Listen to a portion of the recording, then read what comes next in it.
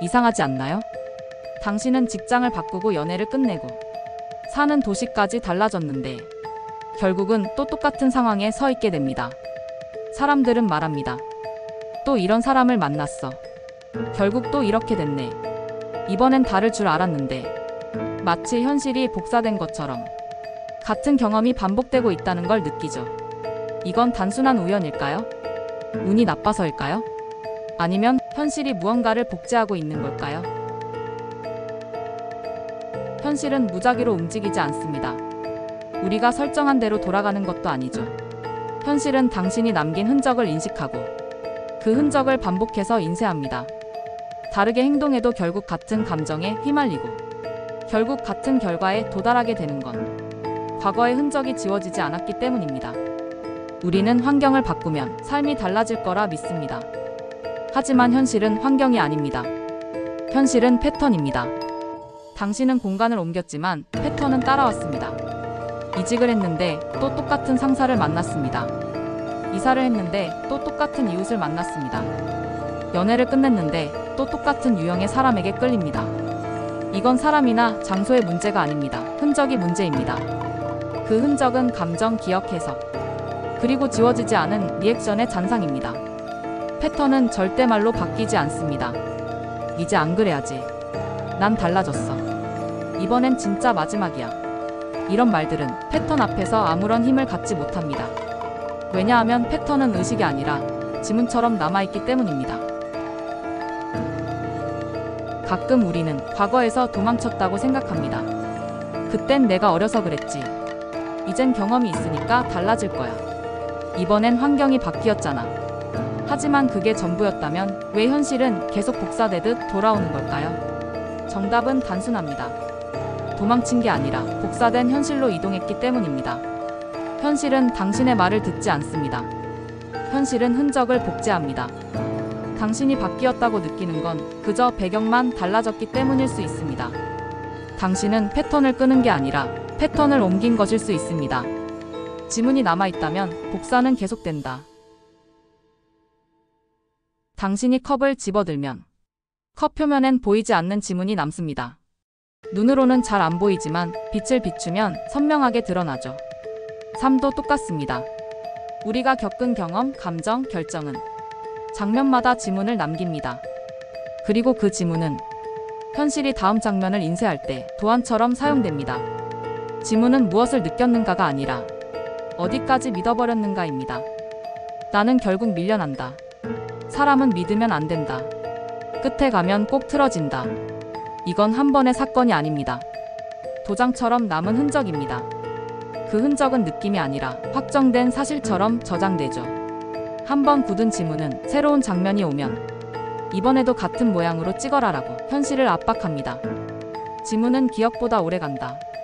기억은 흐릿해져도 지문은 선명합니다. 왜냐하면 기억은 뇌에 남지만 지문은 몸 전체 눈빛, 목소리, 몸짓, 말버릇에 새겨지니까요. 새로운 사람을 만날 때 상대는 말보다 먼저 당신의 지문을 감지합니다. 그리고 그 지문과 어울리는 역할을 맡아줍니다. 결국 또다시 익숙한 갈등, 익숙한 결말. 당신은 왜 또? 라고 묻지만 현실은 지문이 똑같잖아 라고 답합니다. 지문은 사건을 복제하지 않는다. 느낌을 복제한다. 다른 도시, 다른 직장, 다른 사람. 겉모습은 달라도 결국 같은 느낌으로 귀결됩니다. 또 무시당했다. 또 벼랑 끝이다. 또 내가 밀려났다. 현실은 사건을 반복한 게 아니라 느낌을 복제했습니다. 느낌이 같다면 배경은 아무 상관없습니다. 복사는 성공한 셈이니까요. 지문을 지우지 않으면 현실은 계속 같은 장면을 인쇄한다. 지문은 이건 내 이야기야 라고 붙어있는 투명 스티커 같은 것. 떼어내지 않는 한 새로운 장면마다 반드시 따라붙습니다. 절연 장갑 없이 뜨거운 컵을 잡으면 데이듯 지문이 남은 상태로 새 삶을 잡으면 결국 같은 화상을 입습니다. 지문을 지우는 첫 번째 실험. 낯선 선택을 기록하라.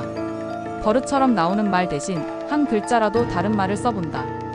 결과를 해석하지 마라. 또 이렇게 됐네라는 해석 대신 지금 이 장면은 처음 보는 그림일 수 있다라고 중단한다.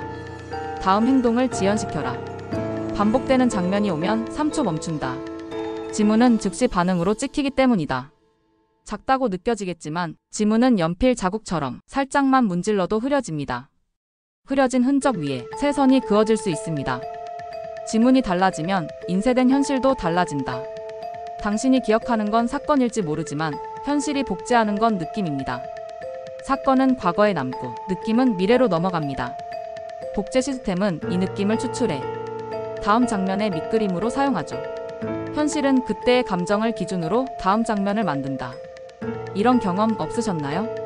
왜 이 사람한테 괜히 불안하지? 처음 온 곳인데 어디서 많이 본 느낌이야. 이 분위기 싫어. 분명 또 안 좋게 끝날 것 같아.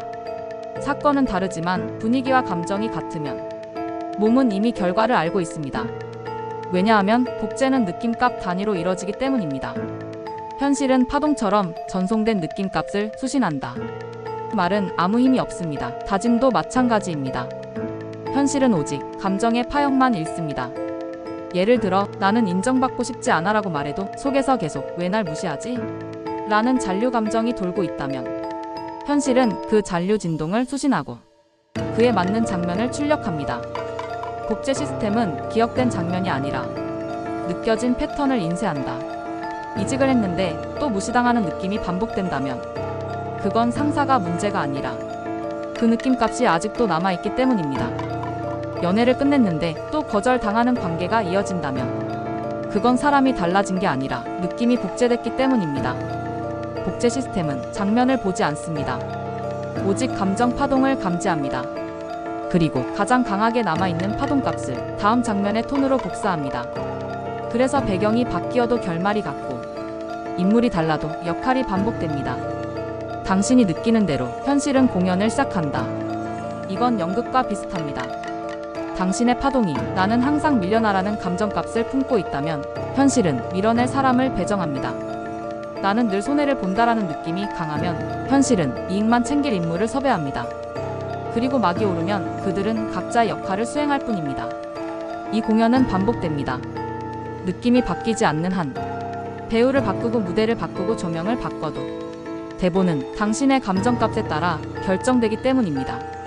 복제 시스템을 바꾸려면 말이 아니라 느낌을 조정해야 합니다. 의도가 아니라 잔류 파동을 바꿔야 합니다. 의심이 아니라 확신의 파동을 새겨야 합니다. 다음 장면의 대사는 이미 써졌을 수도 있습니다. 그 대사를 바꾸려면 느낌값이 달라야 합니다. 현실은 대사를 듣지 않는다. 감정을 청취한다. 흔적을 지워야 현실이 바뀐다.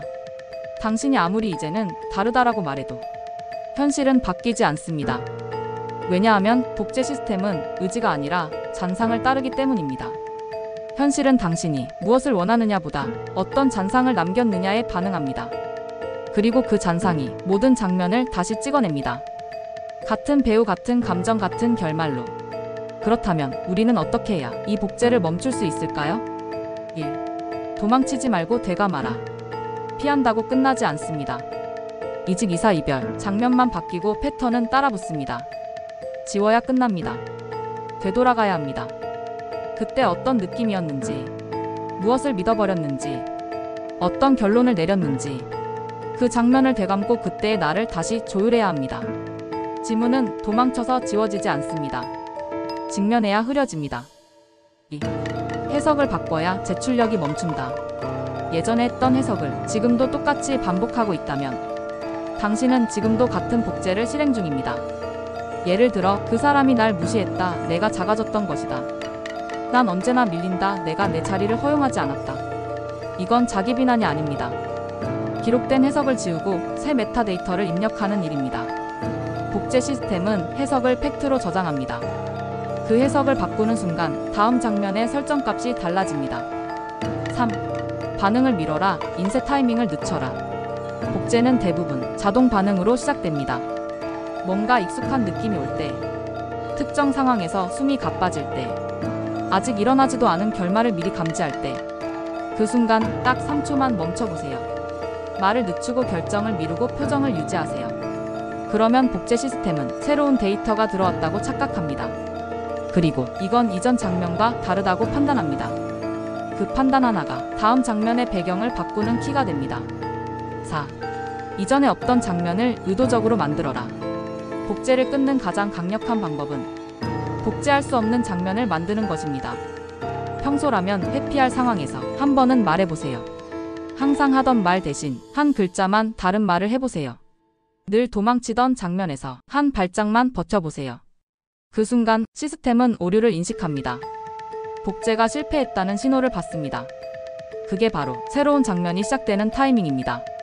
정리하면 현실은 말이 아니라 잔상을 복제한다. 지문은 피한다고 지워지지 않는다.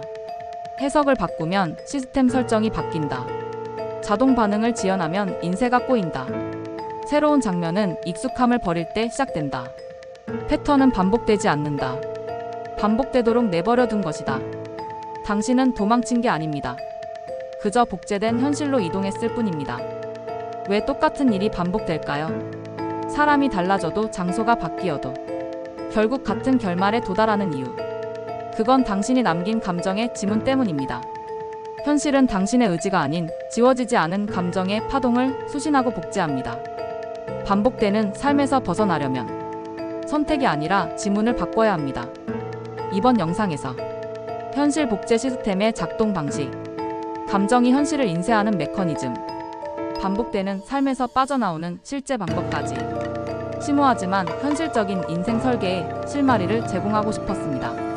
이 영상이 여러분의 인생에 도움이 되었기를 바랍니다.